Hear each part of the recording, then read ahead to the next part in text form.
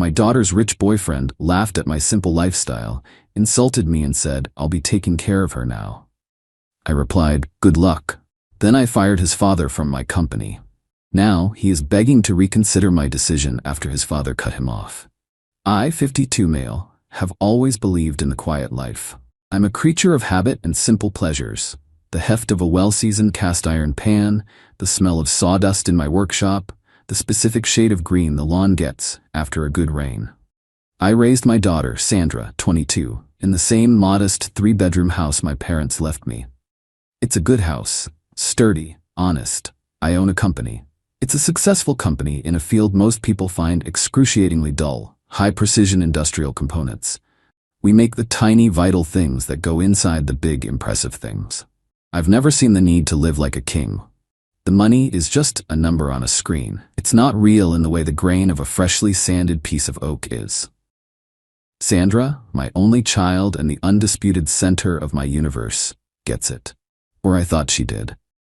Then she brought Matthew home for dinner. He rolled up in a pearl-white monstrosity of a car that looked like it was designed to intimidate smaller vehicles into pulling over. He stepped out wearing a watch that cost more than my entire kitchen renovation. Sandra was beaming, a little starstruck. I get it. At 22, shiny things can be distracting. The evening was a masterclass in subtle and then not so subtle condescension. "This is a cozy neighborhood, Daniel," Matthew said, looking around my living room like he was a health inspector cataloging violations. He ran a finger over a bookshelf I built myself. Lots of character. At dinner, he poked at the pot roast I'd spent 4 hours slow cooking.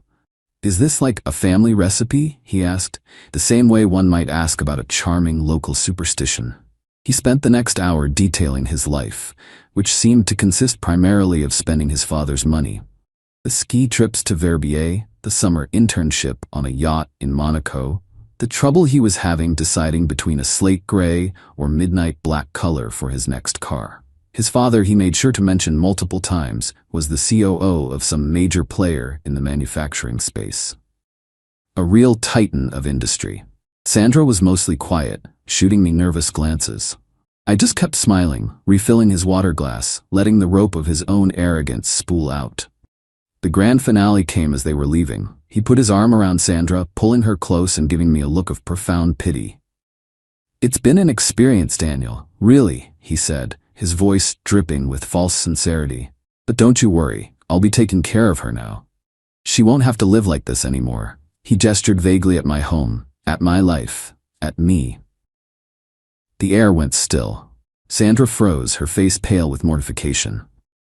The hurt was a sharp, physical thing in my chest. Not for me, but for her. That this glittering fool was what she thought she deserved. But on the surface, I felt a strange and wonderful calm descend. The kind of focus you get right before you make a very precise, very critical cut in the workshop. I looked at this preening child, this boy playing dress-up in his father's success, and gave him a small, placid smile. "Good luck," I said. After they left, I didn't rage. I didn't pour a stiff drink. I went to my home office, sat down at my uncluttered desk, and turned on my computer. I typed in the name of the major player Matthew's father worked for. And there he was, Anthony Pierce, Chief Operating Officer of my company. I pulled up his employee file, performance reviews, salary, benefits, start date.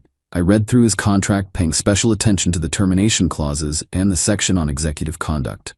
His contract, I noted, was due for its biennial review in 6 weeks. Or if circumstances warranted, sooner. I spent the next 2 hours on a deep dive. Sales figures from his division, production efficiency reports, client retention rates. He was adequate, competent but complacent. Coded in the same lazy entitlement as his son. He'd gotten comfortable. The boy had said he'd be taking care of my daughter now. It seemed only fair to give him the opportunity to do so without a safety net. The calm was still there.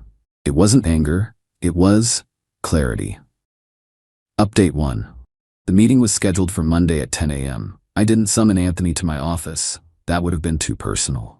I had our head of HR, a formidable woman named Lisa, set it up in a neutral conference room.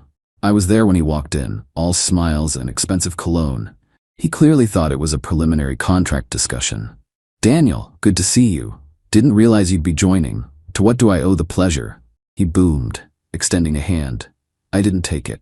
"Please, have a seat, Anthony," I said, gesturing to the chair opposite me and Lisa. The smile on his face didn't vanish, but it faltered. It was like watching a light bulb flicker. I kept it brief, professional, and entirely devoid of emotion. I didn't mention his son. I didn't mention his disrespect. "Anthony," I began, "we've reviewed the Q2 performance metrics from your division, and frankly, they're not in line with the aggressive growth targets we've set for the next 5 years. We're seeing stagnation in key markets and a worrying decline in new client acquisition." I slid a one-page summary across the table. It was all true, if perhaps framed in the harshest possible light. "As a result," I continued, my voice perfectly level, "we've decided to go in a different direction with our operational leadership. Effective immediately, we are terminating your employment. Lisa has your severance package here. It's compliant with the terms of your contract." The silence was heavier than a lead weight. Anthony stared at the paper, then at me. The color drained from his face. He looked from me to Lisa and back again, searching for a hint that this was some bizarre negotiation tactic. He found none. You're firing me?" he whispered, as if the words themselves were foreign. "We are exercising the company's right to terminate your contract," I corrected gently. "Security will escort you to your office to collect your personal belongings. Your corporate accounts and access have already been suspended." He left in a daze. No shouting, no scene. Just the quiet, shuffling exit of a man whose world had just been pulled out from under him. The first call came at 4:15 p.m. Not from Anthony, but from Matthew. The caller ID flashed with Sandra's picture, which meant he was using her phone. "Smart boy," I answered. "What did you do?" The voice was a screech, a complete breakdown of the suave persona from dinner. "Matthew, I believe you have the wrong number." "Don't play dumb with me," he shrieked. "My dad just came home. He said you fired him. Over nothing. My cards are already declined. The main account is frozen. This is your fault." The sudden terror in his voice was pathetic. The lifestyle he'd flaunted, the identity he'd built, wasn't his. It was a subscription service, and the primary member had just canceled it. "I made a business decision regarding an underperforming employee," I said calmly. "Your father's employment status is a confidential matter between him and the company. It has nothing to do with you or my daughter." There was a choked sob on the other end. He cut me off. He said I pissed off someone important and that I had to fix it. "He's taking my car back. Daniel, my last name, please. You have to give him his job back."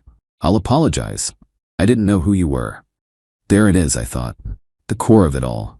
He wasn't sorry for insulting me. He was sorry for insulting someone powerful. The crime wasn't the disrespect, but the miscalculation. "Matthew," I said, and I allowed a small, sharp edge into my voice. "At my dinner table, you assured me you would be taking care of Sandra. You seemed very confident. This sounds like an excellent opportunity for you to demonstrate that capability, don't you think?" I hung up. A part of me, a small, deep part, felt a tremor of something ugly. This wasn't just business, it was personal, and it felt correct. I called Sandra on her actual number a few minutes later. She answered on the first ring, her voice small.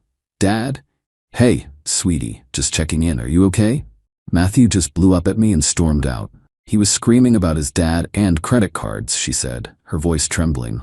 "Dad, what's going on?" I took a deep breath. "It's complicated, honey. It's business. But I need you to know that I love you, and you are not in the middle of this. You are on my side. Always.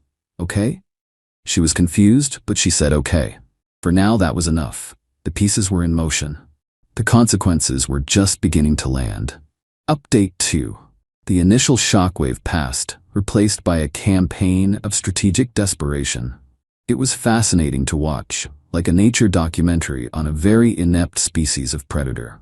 First came the official letter from Anthony's lawyer. It was full of bluster and thinly veiled threats, alleging wrongful termination and demanding a settlement triple the amount stipulated in his contract. It also mentioned his deep personal relationships with key clients. I scanned it, circled the relevant passage, and forwarded it to my corporate legal team with a 2-sentence email. Standard response. Please also remind his counsel of the 18-month non-compete clause he signed. The real drama, however, came from the source. A week later, Anthony requested a meeting, not through lawyers but via a text to my personal phone. Daniel, we need to talk. Man to man. No suits, please. Curiosity got the better of me. We met at a sterile coffee shop halfway between his downsized life and my own. He looked tired. The expensive suit was gone, replaced by a golf shirt that seemed a size too big. Daniel, thanks for coming, he began, stirring a coffee he wouldn't drink. Look, I'll get straight to it. I messed up. My kid, he's an idiot, he's arrogant, he gets it from me, I guess. I am formally apologizing for his behavior in your home. It was a good opening, humble, direct. I nodded for him to continue. I've been with the company for 12 years, he said, his voice taking on a pleading tone. My whole life is tied up in it. You can't just throw that away over a stupid comment from a stupid kid. The decision wasn't about your son's comment, Anthony. It was about declining performance and a lack of strategic vision, I said, reciting the official line. We both knew it was only partially true. He leaned forward, his voice dropping. Okay. Let's be real. A lot of our biggest clients, they're with us because of me. We have relationships, we play golf. If I walk, they might just walk with me. It would be a shame for everyone if business got disrupted. It was the threat I'd been waiting for. The ace he thought he had up his sleeve. I took a slow sip of my water. It's funny you should mention that, I said, setting my glass down with a soft click. I thought you might be worried about client disruption, so I got ahead of it. I spent the last 2 weeks personally calling the VPs at our top 15 partners. I explained that we were restructuring our sales leadership to provide more direct, responsive service. They were all incredibly understanding, especially after I offered them a 5% discount on their next order to compensate for any potential transitional friction. Your name never even came up. The look on his face was worth the price of every coffee in the cafe. It was the dawning horror of a man realizing he wasn't the linchpin he thought he was. He was just a cog, and cogs are designed to be replaced. Your non-compete is ironclad, by the way, I added cheerfully. Our lawyers are quite proud of it. Meanwhile, the Matthew situation was deteriorating. Sandra called me, distraught. Dad, you have to do something. He won't leave me alone. What's he doing? He shows up at my apartment. He calls me 20 times a day. He's not even trying to be nice anymore, she said, her voice cracking. He keeps saying I owe him and that I have to convince you to fix his life. He told me I ruined everything by introducing him to you. Last night, he told my friends that I was a gold digger who was using him for his family's money. The irony was so thick I could have cut it with a knife. Sandra, listen to me. He's showing you exactly who he is. Are you listening? He said he loves me, she whispered. No, sweetie, he loves what he's lost. There's a difference. That was the turning point for her. The absurdity of his accusations finally broke the spell. She blocked his number. When he showed up at her apartment again, she called campus security. A formal warning was issued. The social consequences were beautiful to behold. His own friends, the ones who had flocked to his flashy lifestyle, abandoned him the second the money dried up. He was no longer the fun party host. He was the desperate, whining guy who couldn't pay his bar tab. The final move of this act was a text from an unknown number. It was Sandra's birthday. I hope you're happy. My dad is selling our house. This is what you do to people. It wasn't signed, but it didn't need to be. I screenshotted it, saved it, and felt nothing at all. He wasn't a villain. He was just a boy whose gravitational field had collapsed. Final update. It's been about 7 months since the dinner. The divorce from reality, for the Pierce family, is final. The legal challenge from Anthony went out with a whimper. After my legal team sent their response, his lawyer likely advised him that fighting an ironclad contract against a company with a dedicated legal department was a good way to set the last of his savings on fire. He withdrew the complaint. The fallout has been comprehensive. Anthony, as Matthew so helpfully texted, did have to sell the big house. Word through the industry grapevine is that he took a significant step down, landing a regional sales manager position at a smaller competitor in a different state, the non-compete having locked him out of any leadership roles in our specific sector. From COO to middle manager, a brutal fall. Matthew is the true cautionary tale. After being cut off, his life unraveled with astonishing speed. The pearl-white car was repossessed. Without his father's name to open doors, he had to get an actual job. I heard from one of Sandra's friends that he's now working at a mobile phone kiosk in a mall. Apparently, he spends his breaks complaining to anyone who will listen about his vindictive ex-girlfriend and her horrible father. Sandra and Matthew broke up for good about a week after my last update. Her seeing him for who he was, a hollow shell built of money and entitlement, was the best thing that could have happened. It was a harsh but necessary lesson in judging character over currency. She apologized profusely for that night, for her silence. I told her the only thing she was guilty of was being 22. She's now dating a very nice, very normal grad student who thinks my workshop is the coolest thing he's ever seen. The last I heard of Matthew directly was about 2 months ago. He sent Sandra one final, pathetic email. It was a long, rambling screed about how she'd taken everything from him. He ended it by asking if she thought I, her father, might be able to help him get a decent job since I was so well connected. The sheer lack of self-awareness is still breathtaking. She deleted it without a reply. As for me, life is quiet again. The company is thriving under a new, hungrier COO who sees opportunities instead of entitlements. My relationship with Sandra is stronger than ever, forged a little tighter by the absurdity of it all.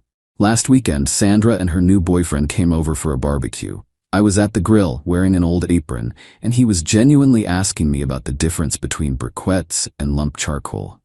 There were no flashy watches, no talk of yachts, just laughter and the smell of burgers.